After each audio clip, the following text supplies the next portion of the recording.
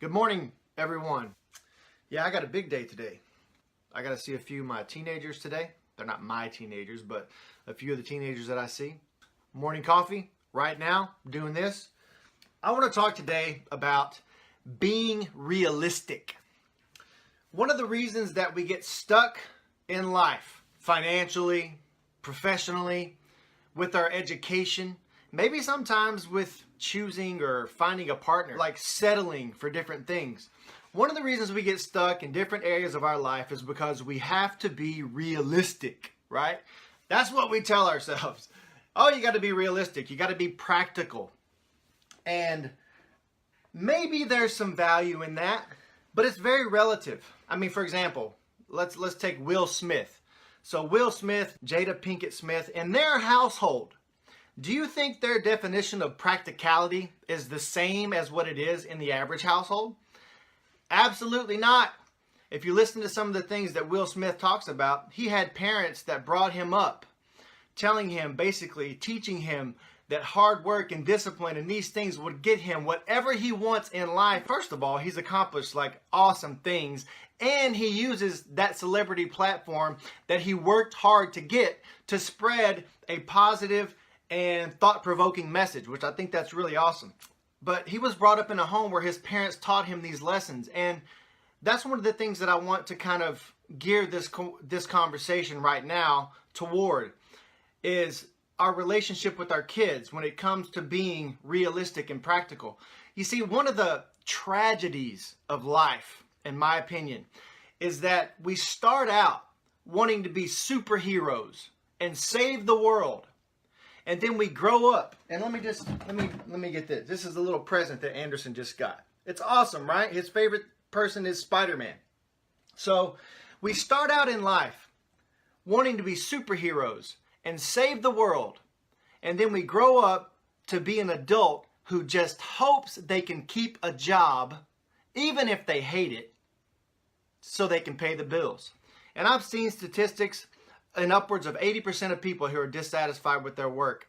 Simon Sinek, I think is how you say his name. Real awesome dude. Sinek.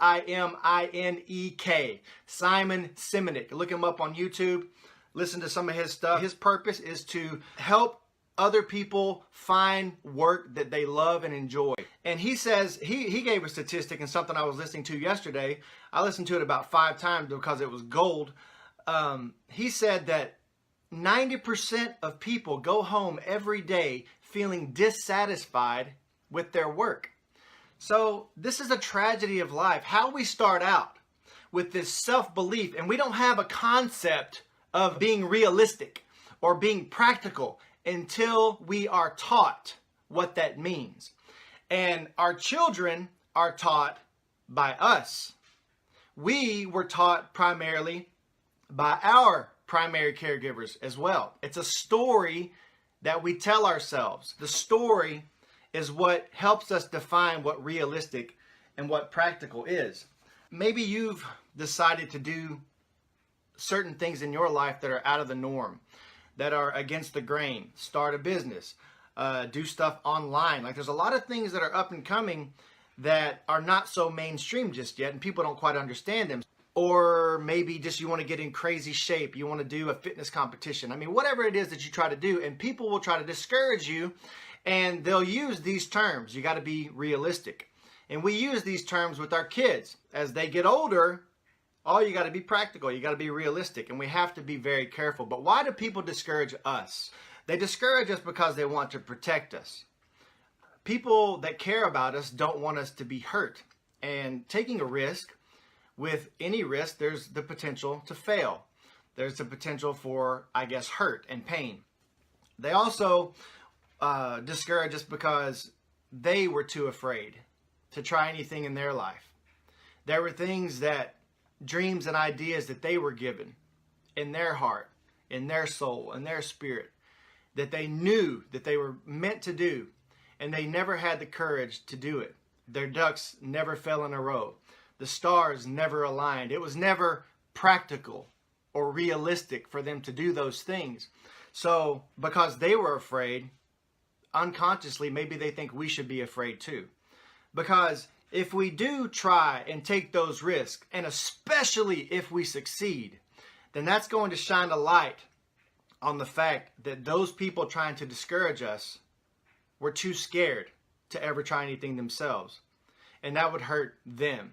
Now, a lot of these things aren't consciously happening. People don't discourage you and think, well, I was afraid, so if they try and they succeed, then they're going to make me look bad. People don't do that, but they want to keep, I think it really comes down to mainly, and you can tell me what you think, please. I think it comes down to mainly that they want to protect us. You know, they felt that fear, they feel the fear for you, and they don't want you to fail and be hurt. But I want you to remember something when it comes to these types of things. Your dream is your dream. It was given to you. Your goals are your goals. They were given to you. Other people do not have to understand your dream because it was given to you. It was not given to them. And while they may discourage you at first, while they may be afraid at first, while some people may criticize you and ridicule you and laugh at you at first because what does he think he's doing? You know, I got to work for a living. What's he doing making videos? I mean, I'm sure there are people that think this way about what I'm doing, and they can think that all they want because I have a mission and a purpose to help raise awareness around the situations of our lives. And if we become aware of the reasons and the choices that we've made to create the situation and circumstances of our lives, then we can make a better choice. We can get unstuck. And if people ever are listening to the things that I have to say, the messages that I've been given, if they're ever listening to that and they have a light bulb moment, if they think, you know, I've never looked at it that way. That is the beginning of awareness. And that is the beginning of getting unstuck and moving forward in a positive way in any area of your life. It's the beginning of having the life that you hope and dream for, the one that you always, the one that you believed in when you were a kid and wanted to be a superhero and save the world. That same thing. So other people don't have to understand your dream because it's yours. And when it comes to our relationship with our children, maybe it is wise to teach them practicality in a, like, you know, don't jump off the top of the house because you'll get hurt, something like that. That's practical. Gravity is a thing, right? So it's practical to protect them from actual harm, but we have to be careful to not translate our fears, our insecurities, and our lack of courage to make moves in our lives. We can't translate those and pass those on to our children. One of the best ways to not pass down those insecurities, that fear, that lack of courage to take risks that could mean extreme rewards for you and help you leave the mark that you're supposed to make in the world.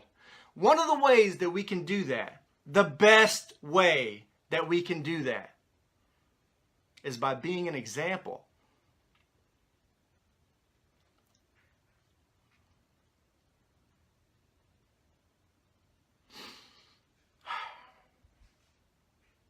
It makes me feel emotional because, first of all, being a father, being a parent, is like it's the biggest responsibility. You can look at all the problems of society, and it starts at home. And I've been working with at-risk teenagers for quite a while. And it's sad because when you look at the parents,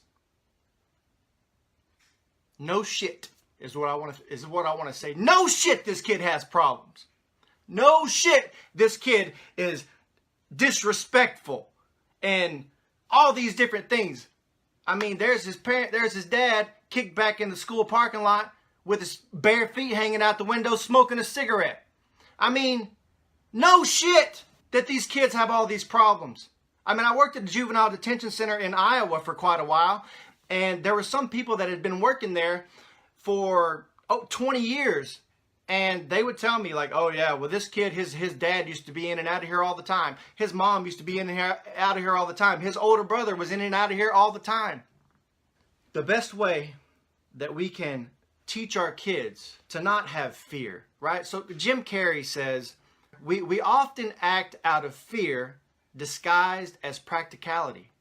So there it is, realistic, practical. We can't tell our kids, don't settle. You know, chase your dreams. You can do anything if you set your mind to it, if you work hard. We can tell them these things all day long. But what are we showing them? The best way to teach them how to push the boundaries of practicality and to believe in themselves and to shoot for the moon, so to speak, is by showing them. Because we can tell them, don't settle. Chase your dreams, all these things. And every single day we will show them what it looks like to settle. What it looks like to go to a job like 80+% of us do that we do not like.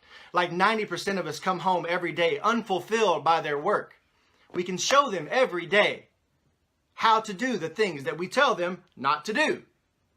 And I'm telling you right now, our children will do what we do way more often than what we say. The things that we say to our children can encourage them to live their life fully, and the things that we show them, or the things that we tell them and show them, can encourage them to just exist. So don't be realistic. Redefine what that means for you.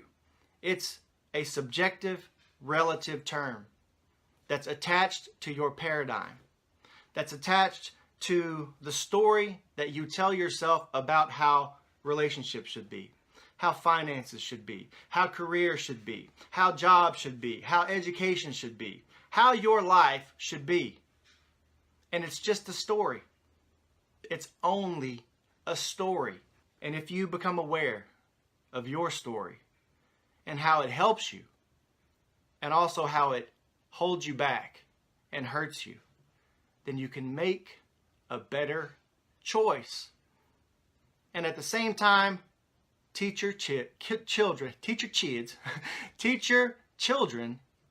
to do the same thing. And I think that is one of the biggest and greatest responsibilities of individuals and of parents. So, I hope at some point during this conversation, you said, I never looked at it that way, or had a light bulb moment. If that happened, then I succeeded today. And that's all I got for you. Please take what you need and leave the rest.